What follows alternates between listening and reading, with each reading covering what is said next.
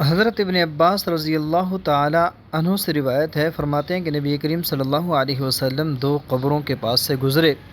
تو آقا علیہ الصلاۃ والسلام نے فرمایا کہ ان دونوں کو عذاب ہو رہا ہے، اور عذاب کسی بڑے گناہ کی وجہ سے نہیں ہو رہا،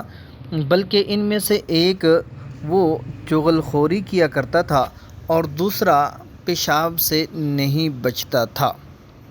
صحابی فرماتے ہیں کہ پھر رسول اللہ صلی اللہ علیہ وسلم نے ایک تر ٹہنی لی اور اس کو درمیان سے کاٹا، اور پھر ان دونوں قبروں پر اس ٹہنی کو لگا دیا۔ فرمایا لعلہ یخفف عنہما ما لم ییبسا، کہ میں اللہ سے امید کرتا ہوں کہ جب تک یہ ٹہنیاں تر رہیں گی تو اس وقت تک ان کے عذاب میں تخفیف ہوگی۔ یہ حدیث مبارکہ بخاری شریف باب عذاب القبر من الغیبت والبول کے اندر موجود ہے۔ صحیح مسلم جلد نمبر 1 صفحہ نمبر 141 باب الدلیل علی نجاست البول ووجوب الاستبراء منہ،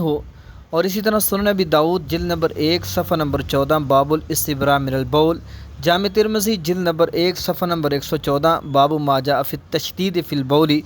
اور سنن نسائی جلد نمبر 1 صفحہ نمبر 12 باب التنزہ عن البول، صحیح ابن حبان صفحہ نمبر 329 اور حدیث نمبر 824۔ اسی طرح دیگر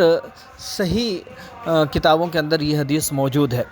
تو اس حدیث سے واضح طور پر پتہ چلتا ہے کہ اسی دنیا والی قبر کو قبر کہا جاتا ہے۔ اسی دنیا والی قبر کے پاس سے رسول اللہ صلی اللہ علیہ وسلم گزر رہے تھے، اور اسی دنیا والی قبر میں میت کو عذاب ہو رہا تھا۔